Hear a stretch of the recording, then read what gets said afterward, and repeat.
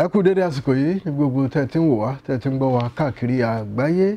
Àtúpalẹ̀ àwọn ìwé ìròyìn ojúmọ́ ilé wa fún tòní la fẹ́ gbéyẹ̀wò láti CAC tẹlifíṣàn Adékúnlé Adékáyè lórúkọ tèmi. Ká máa mú ìròyìn wá fún yín bí a ti ń lọ sí ojú ìwé kejì ìwé ìròyìn Nigerian ìwé ìròyìn The Punch pẹ̀lú àkọlé ìròyìn tó wà lójú ìwé kìíní. Lójú ìwé kejì ìwé ìròyìn láti rí àkọlé kan tó sọ pé ìjọba àpapọ̀ yọ̀ǹda àlàkalẹ̀ fún ìrìn àjò. Ìjọba ìpínlẹ̀ Èkó náà ṣèlérí láti fọwọ́ ṣìkún òfin mú àwọn tó bá rúfin o. Òfin kíni ọ̀rọ̀ COVID-19 tí ó tún gbalẹ̀ kankan yìí ló wà lójú ìwé kejì yìí lọ́tún lósì. Káwọn fi létí pé ìjọba àpapọ̀ orílẹ̀-èdè ti sọ pé ẹnikẹ́ni tó bá ń wọlé bọ̀ látàwọn pápákọ̀ òfurufú látàsìkò yìí ó di dandan kí wọ́n máa ṣe àyẹ̀wò rẹ̀ dáadáa. Bákan náà níjọba ìpínlẹ̀ Èkó ní ẹ wò a ò ní fi ọwọ́ yẹpẹrẹ mú ọ̀rọ̀ COVID-19 lásìkò yìí. Àyẹ̀wò lọ́lọ́kan òjọ̀kan ni ó máa wáyé. Ìjọba ìpínlẹ̀ Ògùn rọ àwọn olùgbé ìpínlẹ̀ náà pé ẹ jọ̀ọ́ lásìkò yìí gbogbo àwọn àlàkalẹ̀ ìgbógun ti COVID-19 ẹ jẹ́ ká máa tẹ̀lé, pàápàá ọ̀rọ̀ à ń fọwọ́ à ń bomú o. Bákan náà ní ìjọba ìpínlẹ̀ Kano àwọn náà sọ̀rọ̀ wọn ní COVID-19 ó yẹ kí gbogbo wa kájọ pawọ́pọ̀ ká lè jáde ni o. Wọ́n ní kódà wọ́n ti wo ìjọba ìbílẹ̀ àwọn ènìyàn bíi mílíọ̀nù 15 káàkiri ìjọba ìbílẹ̀ tó wà ní ìpínlẹ̀ ọ̀hún ni wọ́n gbìyànjú báyìí láti fún ní abẹ́rẹ́ àjẹsára. Ọ̀rọ̀ COVID-19 lọ́tún lósì lójú ìwé kejì ìwé ìròyìn The Punch. A lọ sójú ìwé kẹrin àti ìkarùn-ún ìwé ìròyìn yìí. Lójú ìwé kẹrin la rí àkọlé ìròyìn kan tó sọ pé ọlọ́pàá mú àwọn tọkọtaya kan tí wọ́n ta ọmọ wọn ní ẹgbẹ̀rún lọ́nà 50 náírà 50,000 naira. Gẹ́gẹ́ bí ìròyìn ti fìdí rẹ̀ múlẹ̀ wọ́n ní wọ́n ta àwọn ọlọ́pàá lólobó ni wọ́n fi gbé ìgbésẹ̀ nígbà tí wọ́n dọ́dọ̀ àwọn ènìyàn ohun tí wọ́n bẹ̀rẹ̀ sí í ṣàlàyé. Wọ́n ní ẹnìkan ló mú onítọ̀hún wá tó sì dúnàádúrà.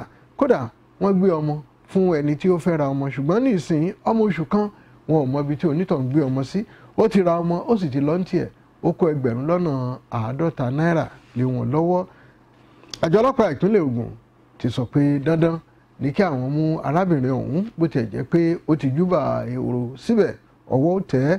Ìròyìn kan tún wà lójú ìwé kẹrin ó ṣàn lọ sí ojú ìwé karùn-ún ní ti arákùnrin kan dókítà Obialo Ibe àti ọ̀rẹ́ rẹ̀ tó yẹ kí wọ́n rìnrìn àjò lọ sórílẹ̀-èdè sílùú Amẹ́ríkà láìpẹ́ yìí tí wọ́n sì gba ẹ̀mí àwọn méjèèjì.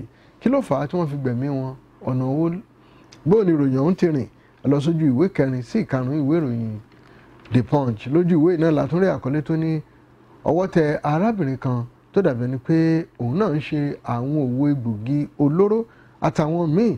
Arábìnrin òun náà ní kódà aláboyún ni ó wà nínú oyún lọ́wọ́lọ́wọ́ báyìí. Ìjọba ìpínlẹ̀ Èkó ṣèkìlọ̀ pé ìpániláyà a ò ní fààyè gbà nípínlẹ̀ Èkó tí táwọn iléèbó ń pè ní bullying. Wọ́n ní kì í ṣe ohun tí ìjọba ìpínlẹ̀ Èkó tí wọ́n fi ọwọ́ yẹpẹrẹ mú o. Ọ̀kan lára àwọn tó wà ní ẹ̀ka ètò ẹ̀kọ́ nípínlẹ̀ yìí nípínlẹ̀ Èkó Mrs. Títílayọ̀ Ṣọ́láàrin ló sọ bẹ́ẹ̀ lásìkò tí wọ́n ń ṣe àwọn ìpàdé kan àti mọ̀mí-mọ̀ pẹ̀lú ìfúnni ní àmì ẹ̀yẹ ní Government Senior College Hall tó wà ní ìlú Agége. Ó ní ọ̀rọ̀ ìpaniláyà tá à ń pè ní bullying yìí àwọn mọ̀ pé kò fi bẹ́ẹ̀ sí láwọn ilé ìwé ìjọba nípínlẹ̀ Èkó ṣùgbọ́n wàá rọ gbogbo olùkọ́ pé ẹ̀yin pẹ̀lú ẹ ò gbọ́dọ̀ máa pa àwọn ọmọ láyà. Bẹ́ẹ̀ ni wọn ò ní fààyè gbà láàrin àwọn ọmọ kí wọ́n máa para wọn láyà o. Lójú ìwé kẹjọ ìwé ìròyìn Nigerian Tribune ròyìn wà tó sọ pé Buhari padà dé láti orílẹ̀-èdè Turkey. Ròyìn ń ṣe àtúpalẹ̀ pé ààrẹ orílẹ̀-èdè yìí Muhammadu Buhari ti padà dé lánàá láti orílẹ̀-èdè Turkey níbi tó lọ ṣe àbẹ̀wò. Lára àwọn tí ààrẹ sọ lọ́hùn-ún ó náà ni wọ́n ní wọ́n lọ ṣe àbẹ̀wò wọ́n lọ ṣe àpérò nípa ọ̀rọ̀ ajé ilẹ̀ adúláwọ̀ àti àjọṣe láàrin orílẹ̀-èdè yìí àti orílẹ̀-èdè Turkey. Ròyìn kan tó wà tó sọ pé Ọbásanjọ́ ò lè pa wá lẹ́nu mọ́ gẹ́gẹ́ bí ẹ̀yà ìjọ. Àwọn ẹ̀yà ìjọ ni wọ́n sọ fún Ọbásanjọ́ bẹ́ẹ̀ o. Wọ́n ní ọ̀rọ̀ kan tí olóyè Ọbásanjọ́ sọ nígbà tí wọ́n ń ṣe ìpàdé kan tó ní í ṣe pẹ̀lú ọ̀rọ̀ àlàáfíà l'Àbújá láìpẹ́ yìí níbi tó ti sọ fún aṣojú àwọn ìjọ Ebian Wodu pé kó gbẹnu dákẹ́ lórí ọ̀rọ̀ kan tó sọ. Wọ́n ní rárá o ààrẹ Ọbásanjọ́ ò láṣẹ láti pa ẹ̀yà ìjọ lẹ́nu mọ́. Kí ló fà á tí ààrẹ fi sọ̀rọ̀? Kí ni tó dé? Kí ni wọ́n lọ ṣe ń bẹ̀? Kí làpérò ọ̀hún dálé lórí? Ẹ lọ wò lójú ìwé kẹjọ ìwé ìròyìn The Punch. a tẹ̀síwájú bí a ti ń gbé ìròyìn yẹ̀wò lójú ìwé ìkẹsàn-án ìwé The Punch tó jáde láàárọ̀ yìí. Alága ìjọba ìbílẹ̀ ní ìpínlẹ̀ Niger bu ẹnu àtẹ́ lu alága ìjọba ìbílẹ̀ tó sọ pé wọ́n ti àwọn iléèwé látàrí pé ọ̀rọ̀ àwọn ẹṣin ò kọ́kú. Gẹ́gẹ́ bí kọmíṣánná ètò ẹ̀kọ́ nípínlẹ̀ náà Anatu Dauda gẹ́gẹ́ bó ti sọ, ó ní ọ̀rọ̀ tí alága ìjọba ìbílẹ̀ kan sọ wípé wọ́n ti iléèwé nítorí ọ̀rọ̀ àwọn ẹṣin ò kọ́kú tó ń kọlu ilé ẹ̀kọ́. Ó ní kò sí ní tó jọ, ó ní ètò ẹ̀kọ́ ti wá sópin nípínlẹ̀ Niger ni wọ́n fi ti ilé ẹ̀kọ́. Ó ní ọjọ́ 18 oṣù tí a wà nínú rẹ̀ yìí ni ètò ẹ̀kọ́ wá sópin. Nítorí náà kí iṣẹ́ ọ̀rọ̀ pé àwọn ẹṣin ò kọ́kú tàbí à ń kọlu ilé ìwé ni wọ́n fi ti ilé ẹ̀kọ́. Ó ní ọ̀rọ̀ tí alága ìjọba ìbílẹ̀ ọ̀hún sọ, ìyẹn alága ìjọba ìbílẹ̀ Danjuma, alága ìjọba ìbílẹ̀ Wushishi, ìyẹn ọ̀gbẹ́ni Danjuma Nalango, ó ní ọ̀rọ̀ tó sọ wípé níṣe ni wọ́n ti ilé ẹ̀kọ́ torí àwọn ẹṣin ò kọ́kú. Ó ní ẹ̀wò ọ̀rọ̀ tí ò lẹ́sẹ̀ ńlẹ̀ kò sì nítumọ̀ gbáà ni.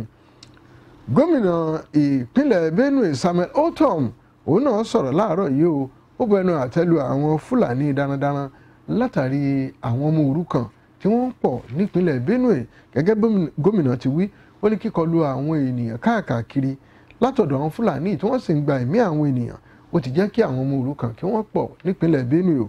Ó ní kódà òun pẹ̀lú ń ṣe ìtọ́jú àwọn kan lọ́wọ́ báyìí. Ó ní àwọn kan wà tí àwọn ń ṣe ìtọ́jú tí wọ́n ń jẹ́ orúkọ bàbá wọn, ṣùgbọ́n àwọn tí ò rántí orúkọ òbí wọn orúkọ òun ni wọ́n ń jẹ́ báyìí. Ìròyìn ọ̀hún wà lójú ìwé kẹsàn-án ìwé ìròyìn Nàìjíríà, ìwé ìròyìn The Punch. Àtẹ̀síwájú nínú ìwé ìròyìn The Punch lójú ìwé náà láàrin àkọlé tó ní ẹ yé da ọ̀rọ̀ òṣèlú pọ̀ mọ́ ètò ààbò. Àjọ NUJ àti àjọ NJE, ìyẹn Nigerian Guild of Editors, ni wọ́n sọ̀rọ̀ yìí o. Gẹ́gẹ́ bí wọ́n ti wí, wọ́n ní lára ìṣòro tá a ní lórílẹ̀‐èdè ni pé ní ọ̀pọ̀lọpọ̀ ìgbà ń ṣe ni àwọn olóṣèlú ń da ọ̀rọ̀ òṣèlú pọ̀ mọ́ èrò ètò ààbò. Wọ́n ní ó yanilẹ́nu bí àwọn gómìnà kan ti ń sọ fún ìjọba àpapọ̀ pé ìjọba àpapọ̀ ló yẹ kó máa mójútó ọ̀rọ̀ ètò ààbò tí wọ́n sì káwọ́ gbéra. Ó ní ohun tó léwu ni. Àjọ méjèèjì fẹnu kò pé ẹ wo nǹkan méjèèjì tí ò jọra wọn ni o. Ọ̀rọ̀ ààbò fún gbogbo ènìyàn, ọ̀rọ̀ òṣèlú fún tẹgbẹ́ yín ni. Nítorí náà ẹ má jẹ́ ká máa fi ọ̀rọ̀ ààbò ìlú ṣe ọ̀rọ̀ òṣèlú lórílẹ̀‐èdè yìí. Ròyìn kan wà lójú ìwé 13 ìwé ìròyìn The Punch pẹ̀lú àkórí tó ní àwọn ọlọ́pàá wọn ní ìyà tí wọ́n fi jẹ jagunjagun obìnrin tó gbà láti fẹ́ àgùnbánirọ̀ tí àwòrán rẹ̀ sì lọ káàkiri ẹ̀rọ orí ayélujára pé ọ̀rọ̀ ológun ni o. Gẹ́gẹ́ bí wọ́n ti ṣàlàyé, ọ̀rọ̀ ń pọ̀. Wọ́n ní ọ̀pọ̀lọpọ̀ nǹkan làwọn aráàlú la mọ̀ nípa iṣẹ́ ológun. Wọ́n ní àkọ́kọ́ ni pé iṣẹ́ ológun jẹ́ iṣẹ́ tó níyì tó sì lọ́wọ̀, àti pé ó ti wà nínú òfin pé àwọn ò gbọ́dọ̀ máa ṣerú nǹkan bẹ́ẹ̀ bí àwọn bá wà nínú aṣọ ológun. Wọ́n ní arábìnrin ọ̀hún ń ṣe ló dàbí ìgbà tó dàbí ẹni pé ó fi ipá tàbí ó ṣe ohun tí ò tọ́ sí ẹni tó fẹ́. Wọ́n ní lótìtọ́ àwọn ò sọ pé kó má lọ́kọ tàbí kó má ṣe ohun tó wù pẹ̀lú ẹni tó wù, ṣùgbọ́n ó tako òfin ológun lórílẹ̀‐èdè yìí pé ó tún wá ń fẹnu kò lẹ́nu pẹ̀lú aṣọ ológun. Ó tún jẹ́ ẹni tí wọ́n gbàgbọ́ pé ó yẹ kó máa ẹni tó yẹ kó máa ṣe atọ́nà, torí àwọn ológun ni wọ́n ń ṣe atọ́nà àwọn àgùnbánirọ̀. Wọ́n ní ọ̀pọ̀lọpọ̀ ohun tó ṣẹlẹ̀ kò lè yé àwa tí a kì í ṣe ológun, ṣùgbọ́n ó ti wà nínú òfin. Arábìnrin náà sì mọ̀ pé òun rúfin, torí bó bá fẹ́ fẹ́ àgùnbánirọ̀ kò sí ní tó burú ńbẹ̀, ṣùgbọ́n ọ̀nà tó gbàgbé gbà gẹ́gẹ́ bí àwọn ológun ti sọ ni wọ́n takò wò. Lójú ìwé 18 ìwé ìròyìn The Punch, àkọlé ìròyìn kan tó wà tó sọ pé kọmíṣánná míì tún kọ̀wé fiṣẹ́ sílẹ̀ nípínlẹ̀ Èkìtì bí ìgò gómìnà ọdún 2022 ti ń kan ilẹ̀kùn. Gẹ́gẹ́ bí wọ́n ti wí, wọ́n ní kọmíṣánná fún ètò iṣẹ́ òde ní ìpínlẹ̀ ọ̀hún, ìyẹn Bámidélé Fápárùsì, òun náà ti kọ̀wé fiṣẹ́ sílẹ̀ o lẹ́yìn tí ẹnìkan kọ̀wé fiṣẹ́ sílẹ̀ tẹ́lẹ̀. Kí nìdí tó fi kọ̀wé fiṣẹ́ sílẹ̀? Ó ní òun náà ní lọ́kàn láti díje dupò gẹ́gẹ́ bí gómìnà nípínlẹ̀ Èkìtì lọ́dún 2022. Ẹ jẹ́ ká tún wo ìròyìn kan lọ́wọ́ ọ̀sàlẹ̀ tó ní àtúntò orílẹ̀-èdè yìí nìkan lọ́nà àbáyọ. Mugalu ló sọ bẹ́ẹ̀. Ọ̀kan lára àwọn òǹdíje dupò ààrẹ orílẹ̀-èdè yìí nígbà kan, ọ̀jọ̀gbọ́n Kingsley Mugalu, ti sọ pé àtúntò òfin orílẹ̀-èdè yìí nìkan lọ́nà àbáyọ sí ìṣòro tí à ń dojúkọ yìí. Ó ní gbogbo alámọ̀ tí ó ń ṣẹlẹ̀ lórílẹ̀-èdè yìí kò yẹ ká káwọ́ gbéra bí ẹni pé nǹkan ń lọ bó ti yẹ kó lọ. Ó ní rárá o, níṣe ló yẹ ká ṣe àtúntò orílẹ̀-èdè yìí. Ó ní bákan náà, ó ní ó yẹ kí wọ́n fọ́ àjọ ọlọ́pàá. Fífọ́ tó ń sọ ni pé kí wọ́n pín wọn dípò kó jẹ́ òkè làwọn kan ti máa pàṣẹ ní gbogbo ìgbà. Ó ní rárá o, ẹ jẹ́ ká pín sí ẹ̀ka kí ọ̀rọ̀ agbára àti iṣẹ́ kó lè rọrùn. Ẹ jẹ́ ká tún wo ojú ìwé yìí kan náà níbi tí àkọlé ìròyìn tó ní Lawan fi ọwọ́ sí Gombe pé lọ́ṣèjọba lẹ́ẹ̀kan sí o. Ààrẹ ilé ìgbìmọ̀ aṣòfin àgbà Ahmad Lawan ti fọwọ́ sí pé kí gómìnà Inuwa Yahaya ti ìpínlẹ̀ Gombe kó lọ ṣe ẹ̀kan sí i.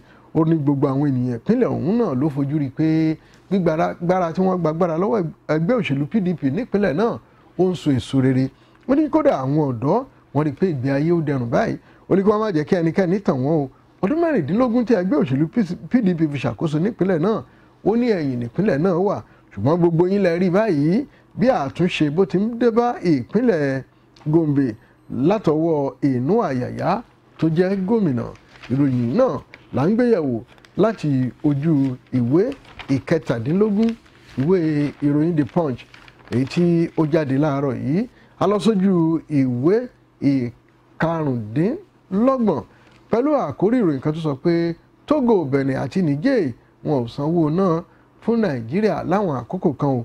Gẹ́gẹ́ bí ìròyìn ti fìdí rẹ̀ múlẹ̀, ìyẹn àjọ tó ń ṣàkóso iná pínpín lórílẹ̀‐èdè yìí bí wọ́n ti sọ, wọ́n ní kọ́tà tó kọjá orílẹ̀‐èdè Togo, orílẹ̀‐èdè Benin àti Niger tí Nàìjíríà ń ṣètò iná ẹ̀lẹ́tíríkì fún, wọn ni wọn ò sanwó. Àtúpalẹ̀ ìròyìn ọ̀hún ó wà lójú ìwé ìkẹẹ̀dọ́gbọ̀n ìwé ìròyìn The Punch. Ẹ já dókè lọ́hùn tá a bá padà dé a ó tún máa tẹ̀síwájú. Ó yá o.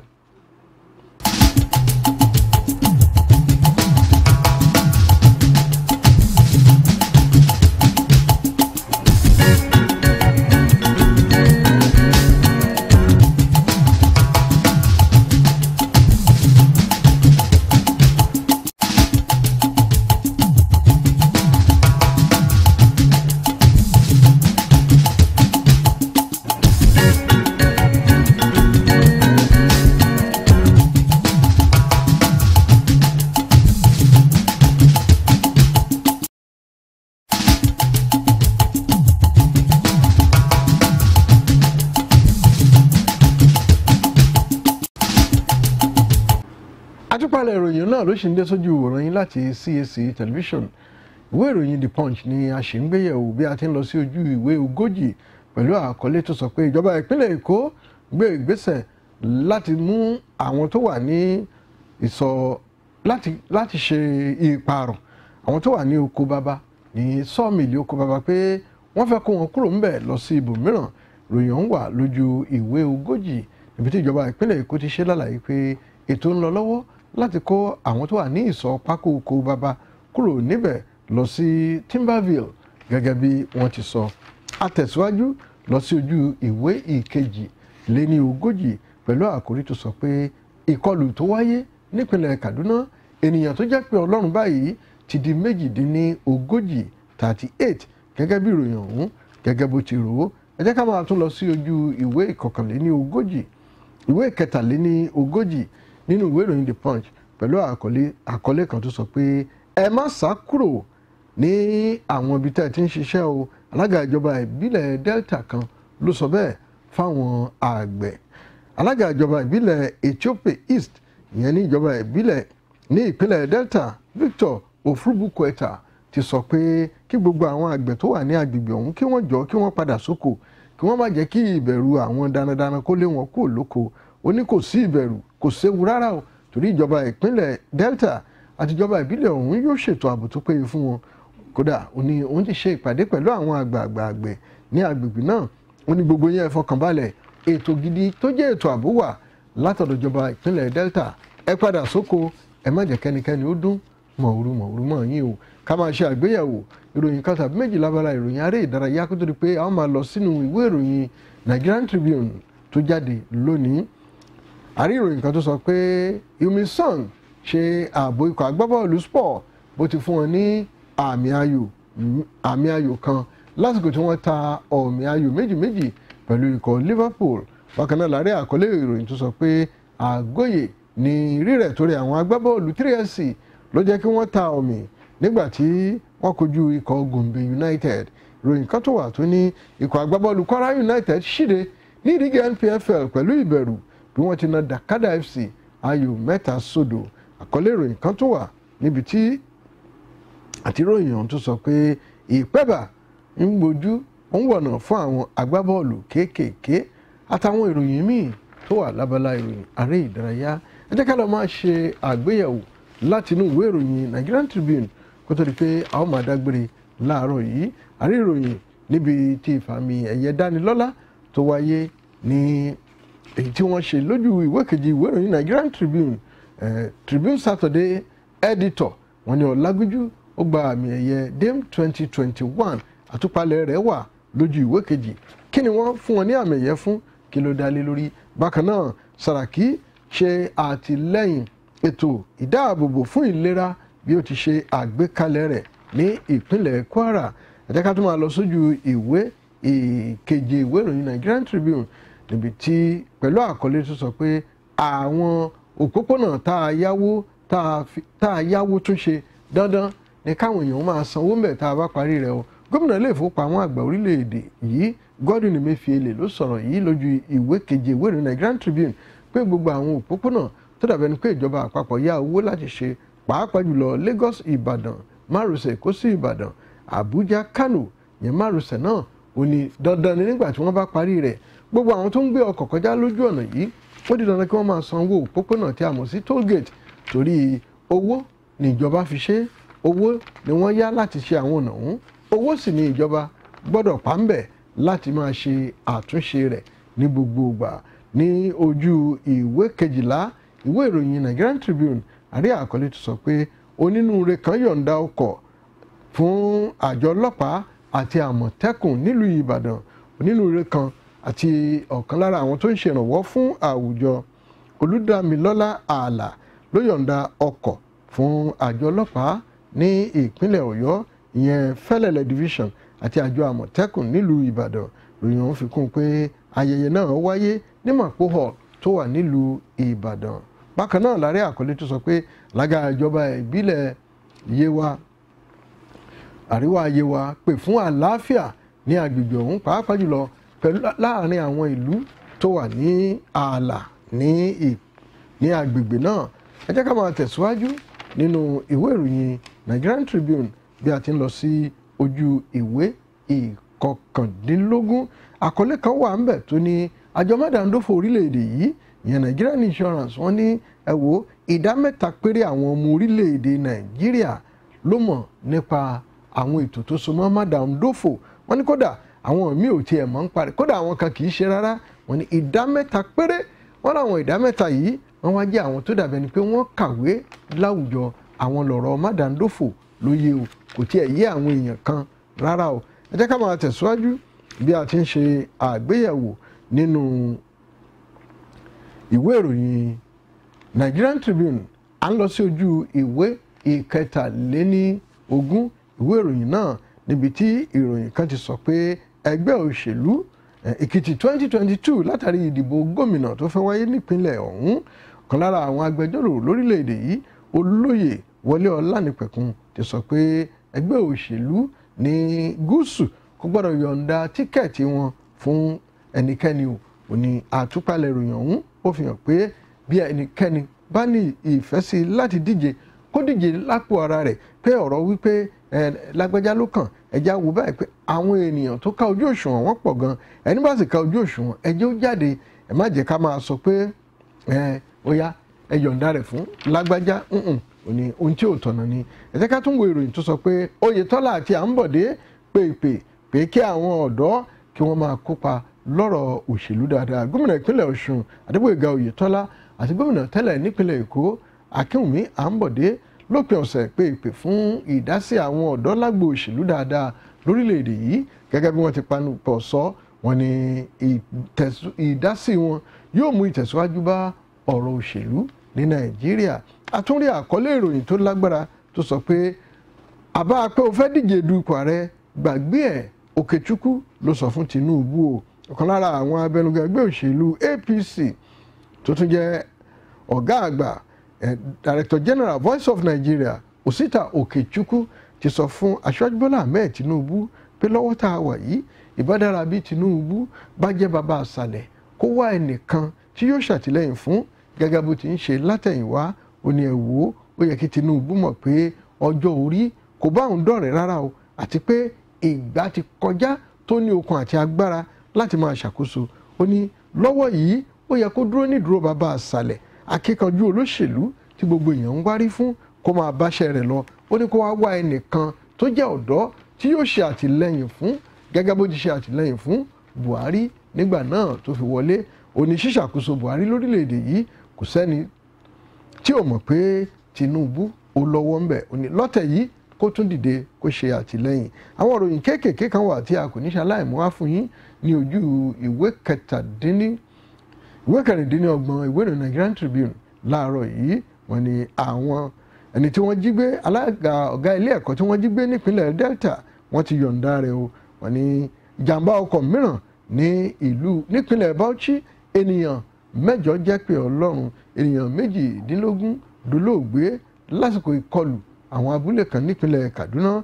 Ọwọ́ ọlọ́pàá tẹ ènìyàn 11 tí wọ́n fura sí gẹ́gẹ́ bí ajínigbé nípínlẹ̀ Taraba. Tọkọtaya ta ọmọ oṣù kan ní $50,000 náírà. Àti mú ìròyìn yẹn wá fún yín nínú ìwé ìròyìn The Punch. Ẹ jẹ́ ká wá lọ sójú ìwé kẹtàdínlọ́gbọ̀n ìwé ìròyìn yìí pẹ̀lú àkòrí tó sọ pé mo lè kú nítorí àwọn ènìyàn mi o.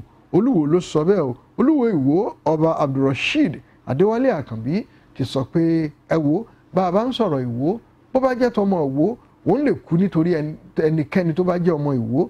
Ó ní ìlú náà jẹ́ ìlú òun ò sì nígbà kí ẹnikẹ́ni rí wọn fín. Ó wá rọ gbogbo àwọn ọmọ Ìwó tó bá rí jájẹ láwùjọ tó wà lókè òkun pé ẹ wálé, ẹ̀yin náà wá tún ìlú ìṣe. Gbọ́n lọ́wọ́lọ́wọ́ báyìí o, òun ò lè gbà, kódà òun ò lè lajú sílẹ̀ kí ẹnikẹ́ni máa fi ọwọ́ gún ọmọ Ìwó nímú lójú òun. Ó ní ẹ̀mí òun lè bọ́ síbẹ̀, òun lè yọ̀ǹda ẹ̀mí òun bóun bá rí ẹnikẹ́ni tó fẹ́ fi ẹ̀gbin lọ ọmọ ìlú Ìwó. Ọbásanjọ́ ṣe ìrànwọ́ àlàáfíà lórí ọ̀rọ̀ Ìfẹ̀múdákẹ́kẹ́ o. Bísí Àkàndé ló sọ bẹ́ẹ̀ gẹ́gẹ́ bí ìròyìn ti fi wò. Ó ní kódà olóyè Olúṣẹ́gun Ọbásanjọ́ gbìyànjú láti mú Akínrìnádé, ẹ̀yẹn ọ̀kan lára àwọn ọ̀gágun lórílẹ̀‐èdè nígbà kan là ní Akínrìnádé, wọ òṣèlú, ṣùgbọ́n ó sọ pé rárá o, wo rọra fi mí lẹ̀ bí mo ṣe wà yìí.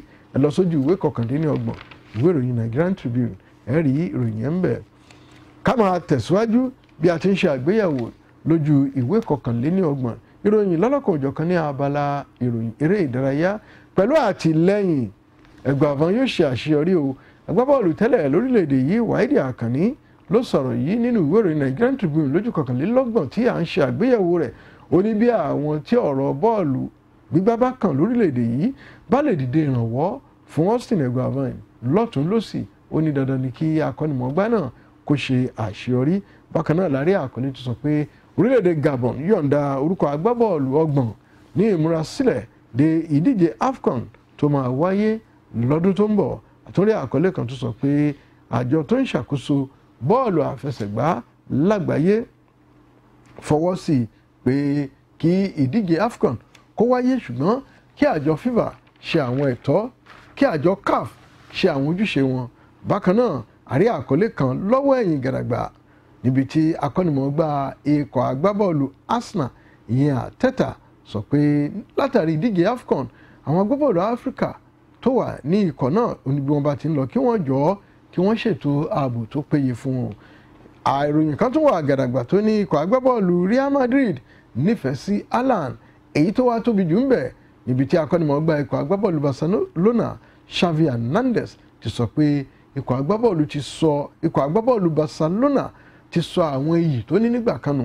Ó ní iṣẹ́ ń bẹ láti ṣe o láti dá iyì padà. Ó ní ikọ̀ agbábọ́ọ̀lù Barcelona tó ń mọ̀ nígbà kan bí wọ́n ti gbá bọ́ọ̀lù 2 sáwọn nígbà tí wọ́n kojú Elche lópin ọ̀sẹ̀, irú àwọn ikọ̀ bẹ́ẹ̀ yóò máa jẹ́ sí ni. Ó ní ṣùgbọ́n ńṣe làwọn tiraka làwọn làkàkà láti mú àmì 3 pẹ̀lú àbájáde 3-2. Ó ní ẹ wò bọ́ọ̀lù ọ̀hún díẹ̀ ló kù ìbádìí ọ̀mì. Ó ní ikọ̀ agbábọ́ọ̀lù Barcelona tó máa ń já wọn láyà tẹ́lẹ̀ ní Europe àti níbikíbi lágbàáyé, ó dàbẹ̀ ni pé ọ̀rọ̀ àyà jíjà yìí ó ti ń kó ń bẹ̀, ó sì dandan kí àwọn òṣìṣẹ́ lè lórí. A ò ní rí jù báyìí lọ ní àsìkò yìí. A ó tún máa pàdé lọ́la láṣẹ Èdùmàrè nígbà tí a ó máa mú àwọn ìròyìn mìíràn wá fún yín gẹ́gẹ́ bí àwọn ìwé ìròyìn ojúmọ́ ilẹ̀ wa gẹ́gẹ́ bí wọ́n ti ṣe àgbékalẹ̀ rẹ̀ níbikíbi tá a bá wà. Ẹ jẹ́ ká máa fẹ̀sọ̀ ṣe o. Ẹ jẹ́ kí n máa kí àwọn tá a jọ ṣiṣẹ́ lásìkò yìí. Mo kí Sọjí Olúbọ̀dé àti Ṣẹ̀wọ̀n Awẹ́ tí wọ́n ṣe àtìlẹ́yìn fún àkójọpọ̀ tòní tí ẹ fi ń wò mí ketekete. Adékúnlé Adékẹ́yè lórúkọ tèmi. A tún pàdé ńgbà míì láṣẹ Èdùmàrè. Títí dìgbà náà, àlàáfíà Ọlọ́run kò ní fi wá sílẹ̀ o. Ó dìgbà.